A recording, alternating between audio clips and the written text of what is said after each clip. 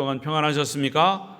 오늘도 수요 예배 나오신 여러분을 축복하고 환영하고 사랑합니다. 옆 사람과 인사하겠습니다.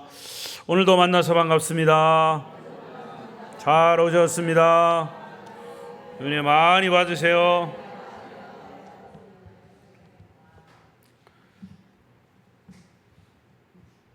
진심 어린 마음으로 인사하신 줄로 믿습니다.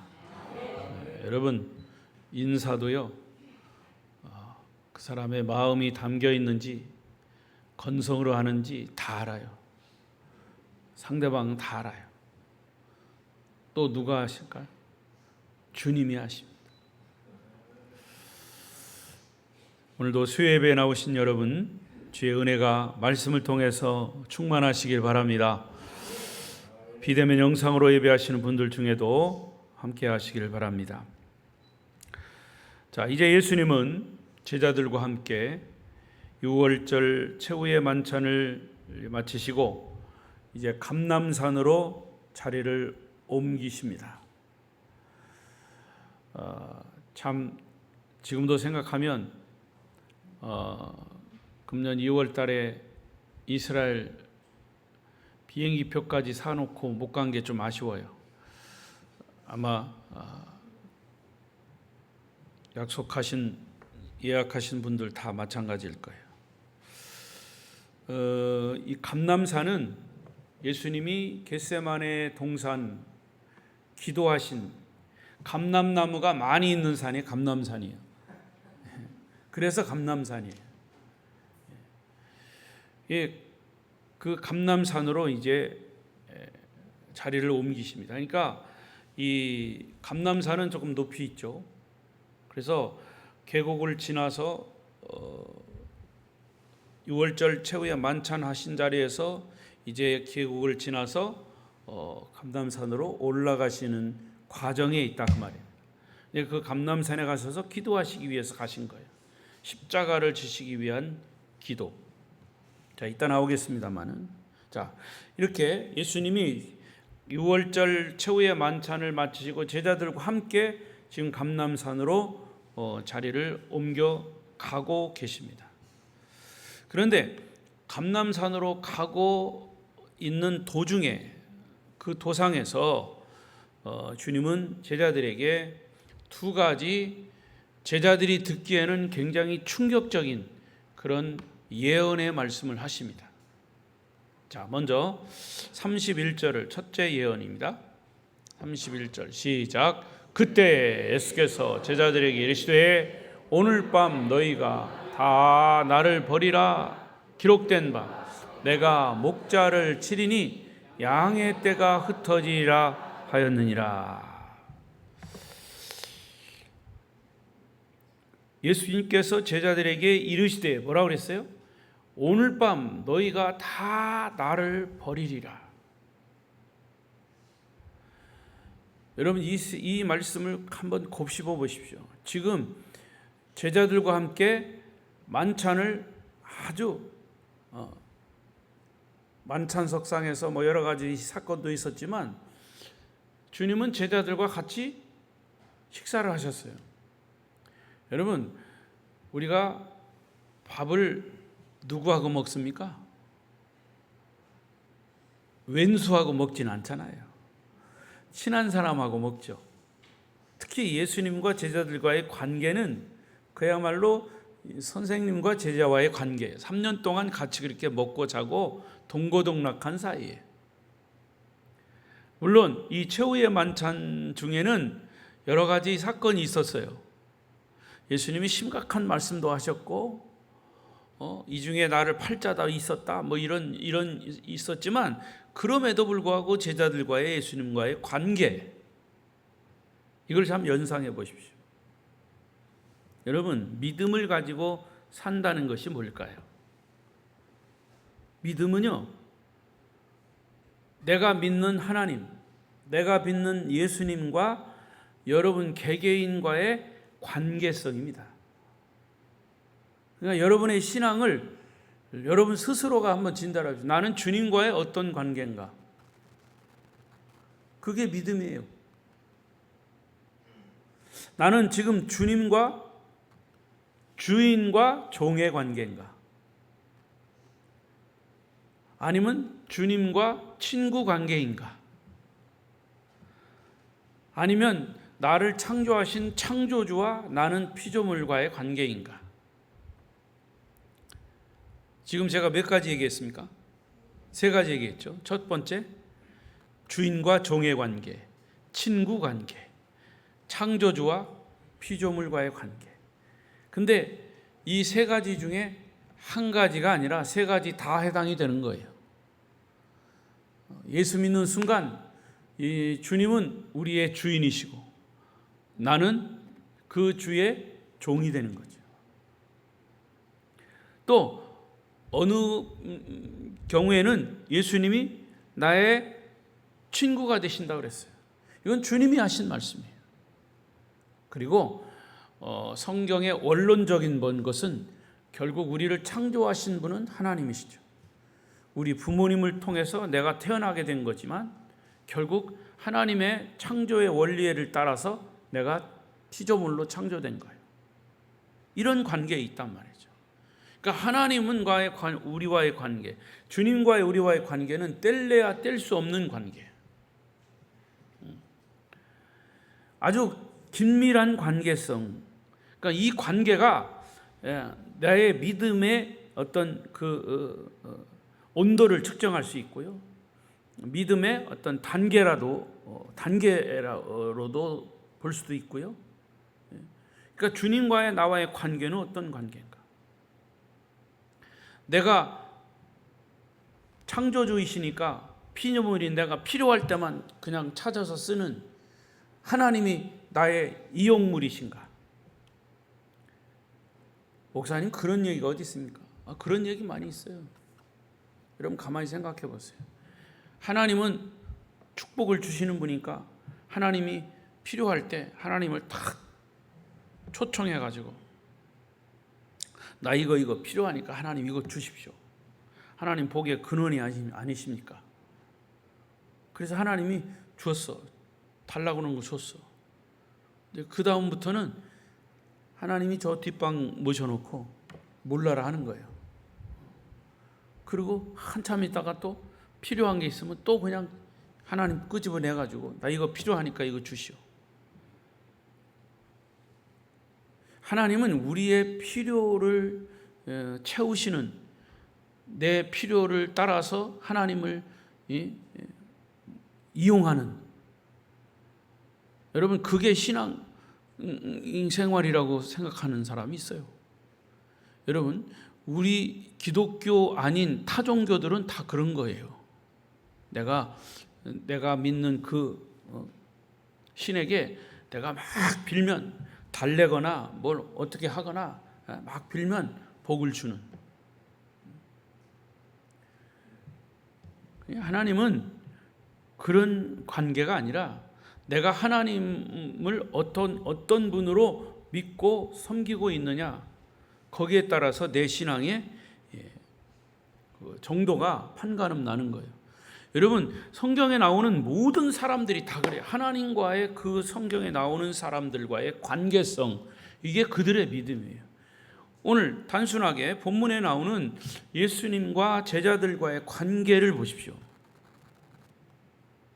그게 그들의 믿음이에요. 그들이 그런 믿음이구나, 이게 아니고 제자들의 믿음을 통해서 내 믿음이 투영이 되는 거예요. 나도 저런 믿음의 소유자가 될 수도 있구나. 성경에 나오는 인물을 통해서 내 모습을 볼 수 있다는 거죠. 안 보이면 볼 수 있기를 바랍니다. 주님은 제자들에게 너희가 이 밤에 다 나를 버릴 것이다, 이거 예언하신 거예요. 그런데 제자들은 지금 주님과 아주 기쁘게 함께 만찬을 하고 주님을 따라가고 감람산으로 가고 있어요.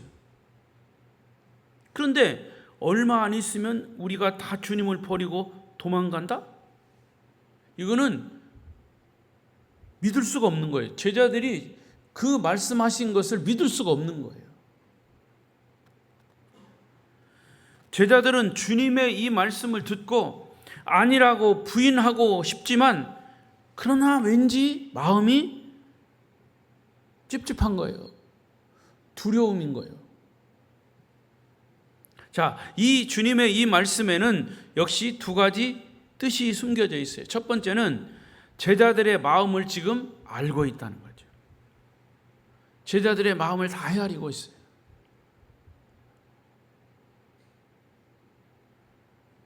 그러니까 예수님은 제자들의 마음을 지금 알고 있지만 지금 가시는 곳은 겟세마네 동산이에요. 이 말은 묵묵히 십자가를 준비하고 계시다는 거죠. 그러니까 제자들의 마음을 알고 배신할 것을 알고 있지만 주님은 거기에 집중하지 않으시고 당신이 주신 하나님에게 받은 당신에게 있는 그 사명을 더 우선으로 여기면서 그 길을 가신 거예요. 제자들의 배신보다는 주님의 사명은 십자가의 죽음이 임박했다고 하는 사실은 예고한 거예요. 자, 감람산으로 가신 이유가 뭐라고요? 기도하러 가시는 거예요. 십자가를 앞에 두고 기도하기 위해서 가신 거예요. 예수님도 기도하지 않고는 십자가를 지실 수가 없었습니다. 겟세마네 동산에서 주님이 하신 기도를 이렇게 분석을 해보면 그 이유가 분명해지죠. 아버지여, 할만하시거든 이 잔을 내게서 지나가게 하옵소서. 그러나 내 뜻대로 마시고 아버지의 뜻대로 하옵소서. 인간적으로는 십자가를 지는 것은 고통입니다. 그 일반적인 그건 고통이라는 것을 다 알고 있는 거예요. 제가 여러 번 말씀드렸죠. 십자가는 사형 틀입니다. 로마 시대에 사형수들을 십자가에 매달아 버려요. 생으로 매달아 버려요. 그리고 거기에 못을 박고 머리에다가 관을 씌우고 그냥 씌우는 게 아니라 그걸 막 눌러서 씌웁니다. 이만한 대못 가시가 이렇게 생겼어요. 가시가 이렇게 생겼는데도 지금 눈 감고 있는 사람 있어요. 눈 뜨세요. 이런 가시가 관이 돼서 이걸 찍어 누르는 거예요. 실제로 그 가시나무를 봤어요. 생각해 보십시오. 그럼 이 머리에서 막 피가 철철철철 흐르는 거죠. 그리고 양손에 대못을 역시 받고 양 옆구리에 창을 찔러서, 그러니까 이렇게 그냥 생으로 매달아 놓는 거예요. 그 고통은 이루 말할 수가 없는 거예요. 그래서 모든 물과 모든 육체에 있는 그런 피가 다 그냥 쏟아져 내리는 거죠. 마를 때까지 한 방울도 남김없이. 그런 고통을 주님이 아신다는 거예요. 그래서 할 수만 있으면 이 잔을 내게서 옮겨달라고 하신 거예요. 그러나 그것마저도 내 뜻대로 아니고 아버지의 뜻대로 하옵소서. 이 예수님의 겟세마네 이 고백의 기도의 고백은 기도의 정의를 얘기하고 있습니다. 다 이걸 읽어보십시다. 시작. 기도는 내 뜻을 하나님 아버지 뜻에 복종시키는 것이다. 이게 기도의 정의예요. 물론 예수님이 우리에게 기도를 가르치실 때 주 기도문이 있습니다.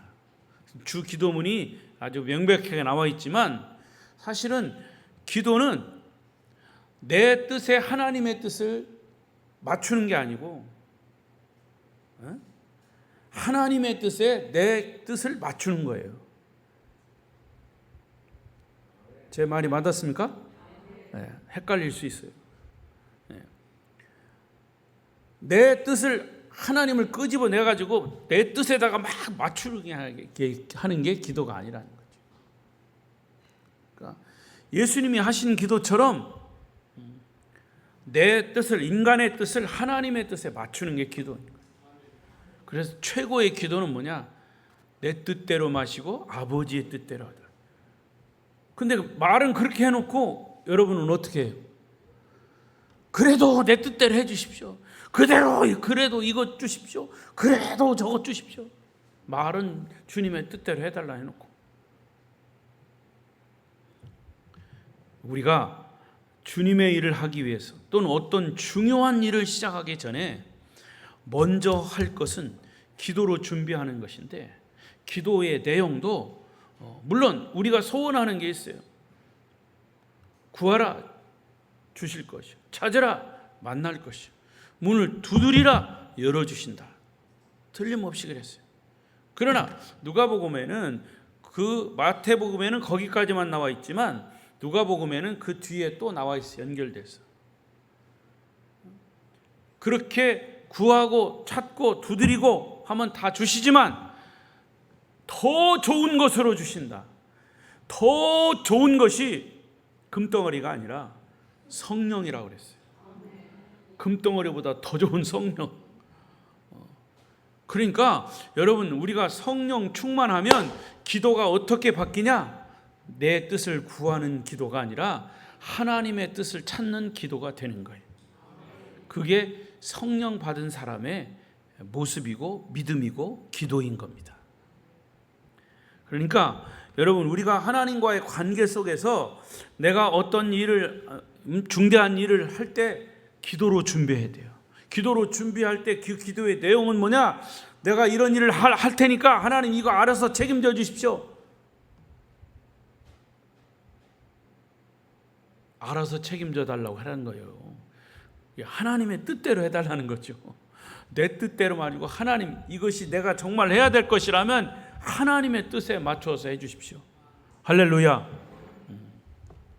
그러니까 여러분, 기도보다 더 큰 준비가 없고, 어떤 일도 기도보다 앞설 수 없고, 어떤 것보다 기도보다 더 완벽한 준비는 없는 겁니다. 주님께서 십자가를 지시기 위한 이 기도는 최대의 준비이고 최후의 준비이셨습니다. 그러니까 십자가는 인간의 결심이나 의지적인 결단으로 질 수 없는 거죠. 하나님의 도우시는 힘, 성령의 능력으로만 질 수 있는, 이게 하나님의 엄청난 사건이기 때문에 주님도 기도하지 않았을 수 없었다는 거죠. 자, 여러분의 삶 속에서 고난과 위기의 때에 여러분은 무엇을 하십니까? 어떤 중요한 일을 시작할 때 무엇으로 준비하십니까? 여러분, 기도하지 않아도 될 만큼 여러분의 삶이 형통하십니까? 기도하지 않아도 여러분의 삶이 형통하다면 그거는 기적입니다. 목사님, 믿지 않는 사람은요, 내가 보니까 기도하지 않아도요 잘만 됩니다. 그거는 하나님하고 상관없는 그 사람의 형편이에요. 그거 부러워하지 마세요. 하나님 없이 잘 먹고 잘 살다가 마지막에는 결말은 어떻게 되는 거예요? 지옥이요, 지옥. 목사님, 지옥 가더라도요 그냥 지금 이 땅에 살면서 잘 먹고 잘 살았으면 좋겠습니다. 그렇게 소원하시면 소원대로 되시기를 바랍니다. 기도하지 않아도 될 만큼 여러분의 자녀들은 잘 자라고 있습니까? 기도하지 않아도 될 만큼 여러분의 사업은 잘 되고 있습니까? 기도하지 않아도 될 만큼 여러분의 가정이 평안하십니까?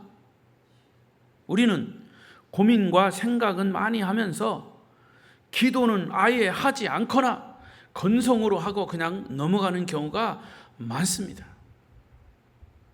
기도는 하나님과 여러분과의 관계, 서두에 말씀드린 대로 우리의 신앙의 정도를 말하는 거죠. 여러분, 어떤 일이든지 기도로 준비하고 시작하면 하나님은 그 길을 결국에는 선하게 인도하실 줄로 믿습니다. 그 길이 평탄하게 될 것입니다. 아무리 어려운 일이라 할지라도 주님은 기도하는 사람의 마음을 평안케 하시고 그 기도에 응답하신 살아계신 하나님이심을 믿습니다. 주님이 겟세마네 동산에서 통곡하시며 눈물로 기도하셨습니다. 얼마나 기도가 처절했던지 땀방울이 핏방울같이 되었다고 그랬어요. 밤새도록 기도하셨어요. 주님께서 우리에게 기도의 모본을 보여주신 거지요. 여러분, 믿음은 하나님과 기도로 교통하는 것입니다. 기도로 주님과 호흡하는 것이, 기도로 주님과 교제하는 것입니다. 그래서 교회 공동체는 기도 공동체입니다. 얼마나 내가 기도로 주님과 영적인 교제를 하느냐에 따라서 그 사람의 인격과 믿음이 결정되는 겁니다. 교회에서 항상 문제를 일으키는 사람들 보면 기도하지 않는 사람들, 기도를 하더라도 그 기도가 다른 사람 보기에 저 사람은 기도하는 사람이야, 저 사람은 뭐 하는 사람, 나는 사람 보이기 위해서 기도하는 거 아니에요. 기도로 주님이 뭐라고 그랬어요? 너는 골방에서 기도하라 그랬어요. 그 말은 다른 사람이 기도하는지 안 하는지 모르게 하라는 거죠. 하나님과의 관계 안에서 기도하라는 거죠. 그런데 기도를 막 떠버리는 것처럼 다른 사람이 뭐 알아주기를 원하는 그런 기도 아니라는 거예요. 때로는 그렇게 할 수 있어요. 그러면서 그럽니다. 누구는 장로님이 새벽 기도도 안 나오고 장로님이 예배도 빠지고. 너나 잘하세요. 다른 사람 뭐 말하지 말고. 우리가 만약에 그런 사람이 있다면 조용히 그분을 위해서 기도하세요. 그러니까 여러분, 누구를 막론하고 하나님과 교제하는, 하나님과의 관계성을 가장 밀접하게 유지할 수 있는 도구가 뭐냐? 기도라는 거죠. 기도하면 처음에는 모든 일이 잘 안 되는 것 같지만 마지막에는 주님이 기도로 승리하시고 기도로 죽음을 물리치신 것처럼 여러분도 기도로 승리하게 될 줄로 믿습니다. 또 하나, 두 번째는 너희가 다 나를 버리고 도망가리라 하는 이 말씀에는 제자들의 배신, 그리고 이 제자들은 아무런 힘이 없음을 예고하셨다는 말씀이에요. 그들은 3년 동안 주님과 함께 동고동락하면서 최후의 만찬 때는 주님의 살, 주님의 피를 함께 나누어 먹었습니다. 그런 사이예요. 제자들은 주님과, 선생과 제자의 사이요. 어떻게 보면 부모와 자녀와의 사이, 더 밀접한 관계예요. 그런데 주님은 제자들에게 지금 충격적인 선포를 하고 계세요. 너희가 오늘 나를 배반할 것이다. 이 말을 들은 제자들은 충격이었습니다. 주님은 그들의 마음 하나하나를 다 알고 계셨어요. 거듭 얘기하지만 가룟 유다는 스승인 예수님을 은 30에 팔아놓고 아무렇지도 않은 것처럼, 아닌 것처럼, 여기 그릇에 손을 얹은 이 제자들 중에는 나를 팔 자가 있다. 그 서로가 그랬어요. 가룟 유다가 먼저 접니까? 왜 졸아요? 그랬더니 난 안 졸았는데요. 똑같아. 저 같으면 막 너 가룟 유다 너 왜 졸아? 이랬을 거예요. 가룟 유다 너 왜 팔어? 나를 왜 팔어? 이렇게 얘기했을 텐데 예수님은 가룟 유다 말 안 했어요. 그래서 조는 사람, 제가 여기까지 이름이 나오는데 말 안 하는 거예요. 예수님처럼. 다른 제자들도 사실은요, 돈은 받지 않았지만, 돈 받고 팔지는 않았지만 또 다른 방법으로 주님을 판 거나 다름없어요. 그 증거가 있어요. 예수님과 함께 겟세마네 동산에 기도하러 갔던 제자들은 제 주님이 너희들은 여기 있으면서 나를 위해서 기도해라. 십자가를 앞에 두고 있는 나를 위해서 기도해라. 아주 신신당부하셨어요. 그런데 똑같은 시간에 주님은 하나님께 집중해서 기도하셨지만, 기도하시다가 제자들 기도하는지 와서 보니까 뭐하고 있었어요? 뭐하고 있었어요? 자빠져 자고 있었어요. 자빠져 잤다는 얘기는 제 얘기예요. 자빠졌다는 얘기는 안 나와. 그러나 졸고 있었어요. 여러분, 이것은요, 예수님을 은 30에 팔은 가룟 유다와 다를 바가 없는 거예요. 예수님이 십자가에 대한 예고를 하셨고 기도를 요청하셨는데도 제자들은 거기에 관심 없었어요. 그건 예수님을 십자가에 판 거나 똑같아요. 결국 그날 밤 주님은 횃불을 들고 나타난 로마 병사들과 제사장들에게 체포당하셨습니다. 그런데 제자들은 어떻게 됐어요? 다 흩어져 도망갔다 그랬어요. 예수님이 하신 말씀 그대로 된 거예요. 너희가 다 나를 버리고 도망가리라. 그들은 주님을 보호해야 함에도 불구하고 보호하지 않았습니다. 거기 베드로가 주님을 보호한답시고 칼을 뽑아서 말고의 귀를 베었지만 그것까지도 주님을 돕는 방법이 아니었어요. 인간적인 방법이라고. 주님은 말씀하시기를 칼을 쓰는 자는 칼로 망한다. 칼을 집에 꽂으라 그랬어요. 다른 제자들은 도망치는 자기들의 모습을 보면서 아마도 주님께서 하신 그 조금 전에 하신 예언의 말씀을 떠올랐을 거예요. 여러분, 우리는 인간들의 연약함을 볼 수 있고요, 배신과 반역의 민낯을 드러내는 제자들을 여기서 볼 수 있어요. 그게 인간의 모습이에요. 그것이 우리의 모습일 수 있다고 말이죠. 그런데 더 놀라운 사실은 이런 장면이 이미 구약성경 스가랴 13장 7절에 예언되었습니다. 읽어보십시다. 시작. 만군의 여호와 말하노라. 가라, 깨어서 내 목자 내 짝된 자를 치라. 목자를 치면 양이 흩어지려니와 작은 자들 위에는 내가 손을 들이우리라. 여기 뭐라고 그랬어요? 목자를 치면 양이 흩어지리라. 예수님이 붙잡히니까, 목자인 예수님이 붙잡히니까 양들이 다 흩어져 버렸어요. 이 놀라운 일이에요. 스가랴서의 예언의 말씀이 그대로 이루어진 거예요. 목자 없는 불쌍한 양은 흩어져 유리방황하게 되는 겁니다. 예수님이 십자가를 지고 떠나면 제자들은 목자 없는 양들이 되는 거예요.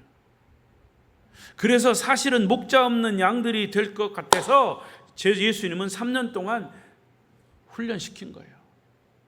그리고 나중에 내가 너희를 떠나더라도 너희는 성령 받기 위해서 기다리고 기도하라. 그런데 웬걸 예수님은 붙잡히기가 무섭게 제자들은 다 도망갔어요. 여러분, 목자는 예수님이십니다. 우리의 목자, 여러분의 목자는 예수 그리스도이심을 믿습니다. 그러니까 예수님이심을 믿고 주님의 음성을 듣고 따라가는 그런 양들, 이게 진정한 양들입니다. 주님의 음성만 듣고 따라가시기를 바랍니다. 자, 두 번째는 감람산으로 가시면서 하신 예언의 말씀, 두 번째 32절이에요. 또 놀라운 말씀을 하셔요. 32절 시작. 그러나 내가 살아난 후에 너희보다 먼저 갈릴리로 가리라. 이건 더 놀라운 얘기예요. 내가 살아난 후에 어떻게 하신다는 거예요? 십자가에 죽었다가 부활하신다는 거예요. 살아나신다는 거예요. 그리고 너희보다 먼저 갈릴리로 가리라. 이 말은 뭐예요? 내가 부활해서 갈릴리로 가 있을 테니까 너희도 그리 오라는 거예요. 사실 이 갈릴리라고 하는 이 단어는요, 훈련의 장소라는 의미가 있어요. 히브리어로 이렇게 번역을 하면 훈련의 장소, 따라하십시다. 훈련 장소, 훈련 장소, 훈련소. 그 영적 훈련소 갈릴리예요. 이 갈릴리에서 여러분 요한복음 21장에 보면 예수님이 베드로에게 나타나셔서 뭐라고 그랬어요? 내 양을 먹이라, 내 양을 치라, 내 양을 먹이라. 이게 훈련하는 곳이에요. 훈련하는 곳. 주님은 십자가에 돌아가신 후에 부활하셔서 제자들보다 먼저 갈릴리로 가신다는 것, 이게 뜻밖의 약속이죠. 너희가 나를 다 배신하게 될 것이라는 말씀을 들을 때 제자들은 충격이었어요. 그럼에도 불구하고 주님은 다 도망간 제자들에게 내가 다시 부활한 후에 갈릴리에 가시 있을 거니까 너희들도 오라, 그 말씀이에요. 저 같으면 얘기 안 했을 거예요. 배신하고 도망간 놈들 뭐가 이뻐가지고 다 오라고 그러겠어요. 그럼에도 불구하고 죄인을 향해서 위로와 소망의 약속을 하시는 주님에게 정말 이것은 감동이, 은혜죠. 인간들의 배신과 주님을 등지고 떠나가는 자들에게 용서해 주시고 다시 갈릴리에서 만나자는 이 약속은 우리에게 더 큰 은혜가 되는 줄로 믿습니다. 너희는 나를 배신했고 나의 얼굴에 침을 뱉었고 나를 떠났지만 나는 너희를 용서하고 지금도 변함없이 너희를 사랑한다. 이 소망의 메시지, 이 말씀이 여러분에게도 위로가 되시기를 바랍니다. 우리가 주님의 뜻대로 다 살지 못해도 너무 자책하거나 죄책감에 빠지지 않으시기 바랍니다. 가룟 유다와 베드로는 똑같이 주님을 배신했지만 가룟 유다는 주님을 사랑하지 않았습니다. 가룟 유다가 주님을 배신한 방법은 어떻게 보면 아주 교활하고 계획적이고 의도적이었어요. 결국에는 그럼에도 불구하고 가룟 유다는 돌아오지 않았어요. 날카롭고 명석한 두뇌로 예수님을 팔아버릴 생각을 하고 결국 배신을 서슴지 않고 결국에는 돌아오지 않았어요. 그러나 베드로는 그렇지 않았어요. 그는 누구보다도 주님을 뜨겁게 사랑했어요. 베드로가 주님을 부인할 때 사실은 그것은 의도적인 것이 아니고 충동적인 것입니다. 여러분 잘 보세요. 가룟 유다는요 의도가 있었습니다. 예수님을 팔고 돈을 받고 또 내가 예수님을 동산에서 만나면 예수님에게 가서 내가 손에 키스를 할 거다, 입맞춤을 하면 그게 예수인 줄 알고 너희는 가서 예수를 체포해라. 이게 다 계획적이에요. 그러나 사실은 베드로는 갑자기 멀찍이서 주님이 체포되는 상황을 보고 있는데 어떤 소녀가, 어떤 사람이 와서 당신도 예수님의 제자가 아니냐라고 하니까 그때 당황하면서 나는 아니라고 충동적인 부인이에요. 자, 여러분, 저는 항상 이렇게 가룟 유다와 베드로를 비교합니다. 그런데 내가 어떤 때는 가룟 유다도 될 수 있어요. 내가 어떤 때는 베드로도 될 수 있어요. 거기 서서 한번 비교해 보십시오. 나를 거기다 투영해 보십시오. 나는 어떤 인간인가?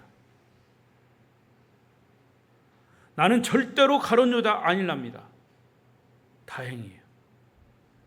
그럼에도 불구하고 나는 베드로, 나는 주님을 사랑합니다.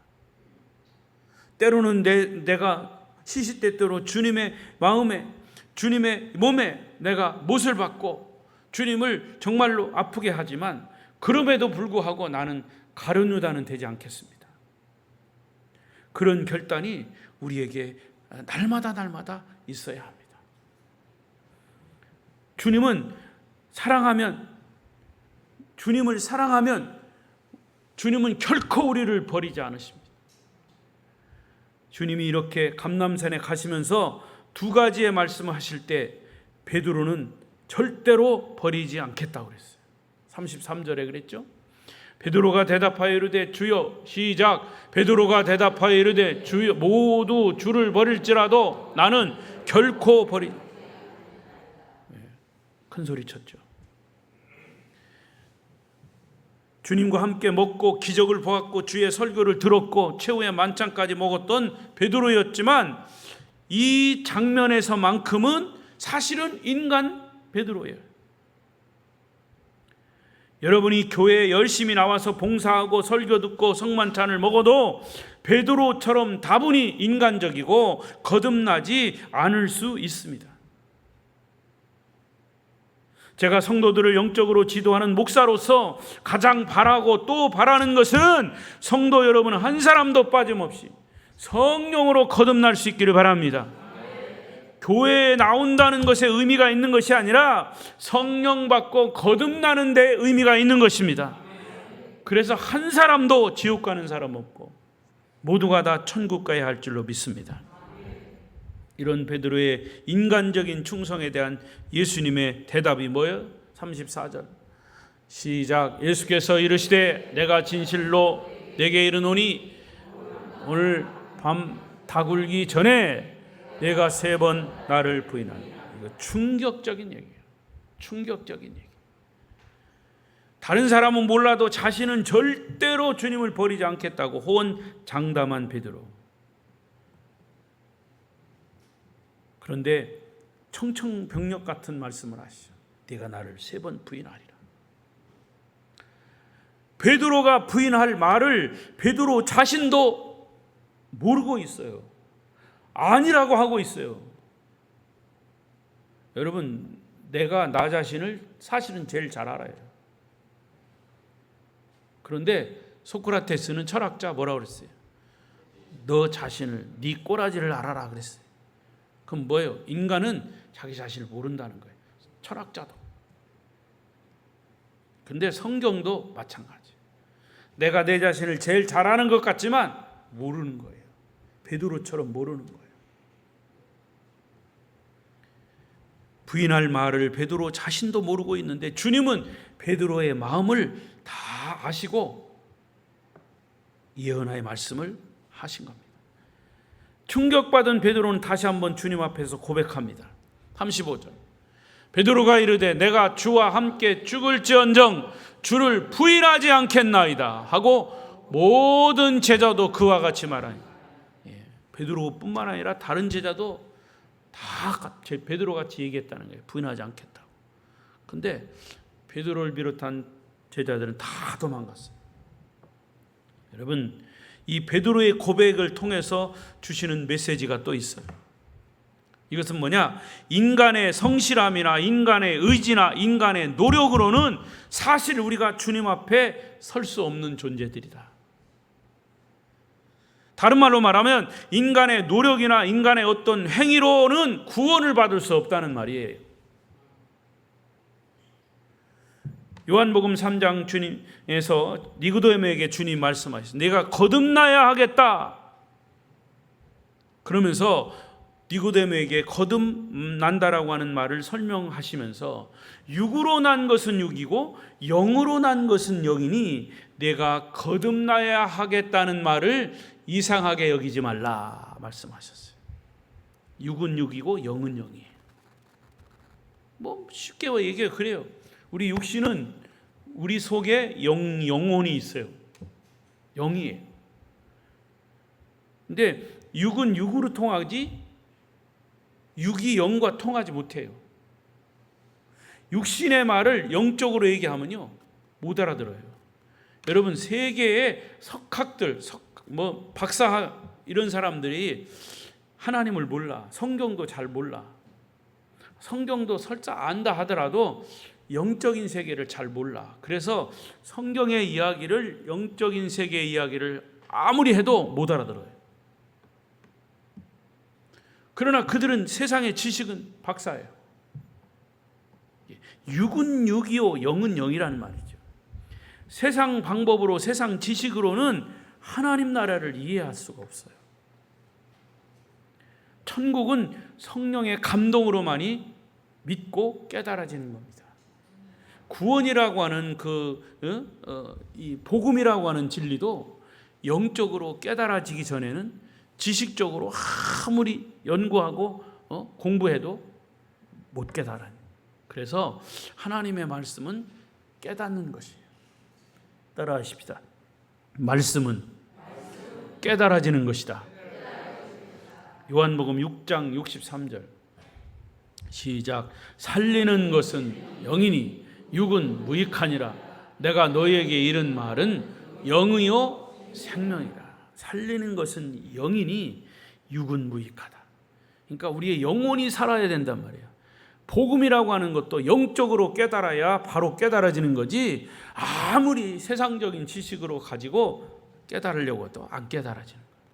갈라디아 5장 17절 육체의 소욕은 성령을 거스리고 성령은 육체를 거스르나니 이 둘이 서로 대적함으로 너희가 원하는 것을 하지 못하게 하려 함이라. 육의 세계와 영의 세계가 다르다는 거죠. 우리가 예수 그리스도를 육적으로 이해하면 결국 예수님이 사생아리야. 아버지 없이 난 사생아. 육적으로 세상의 지식적으로는 얼마든지 그렇게 얘기할 수 있는 거죠.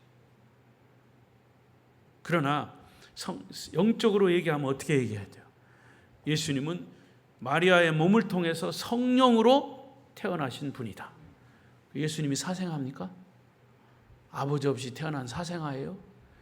아버지 없이 태어났다라고 하는 말 자체도 모순이 있는 거예요. 아버지가 있으니까 태어난 거죠. 그렇잖아요. 이 육의 세계는 그렇잖아요. 아버지가 근데 씨만 뿌리고 그냥 도망갔든가 죽든가 그래서 없는 거지. 그래서 사생아라고 그러는 거지. 아버지가 있으니까 애를 낳은 거 아니에요. 그러나 아버지 없이 태어난 단 한 사람, 예수님밖에 없는 거죠. 그게 영적인 세계란 말이죠.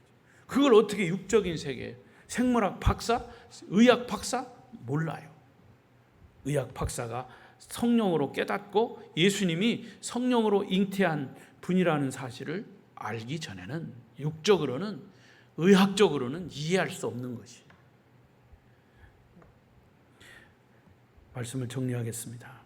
여러분, 우리가 이 땅에 살면서 예수를 믿고 구원받은 하나님의 백성으로 살아갑니다. 그럼에도 불구하고 예수님은 우리를 볼 때 죄인임에도 끝까지 사랑하셨어요. 죄인임에도 우리에게 긍휼을 베푸셨어요. 인간의 연약함과 배신에도 불구하고 주님은 두 얼굴을 가진 베드로를 사랑하시고 그의 회개함을 들으시고 용서하시고 다시 사명의 현장으로 이끄셨습니다. 그래 요한복음 21장에 주님이 부활하셔서 제자들보다 먼저 갈릴리로 가셨습니다. 숯불과 생선, 숯불에 생선을 구워 놓으시고 베드로가 오기를 기다리셨어요. 그리고 주님은 베드로를 보고 야, 네가 그렇게 약한 인간이었냐? 이렇게 약점을 물으시지 않고 네가 나를 지금도 사랑하느냐? 이렇게 물으셨어요. 우리가 의인이기 때문에 구원받은 것이 아니에요.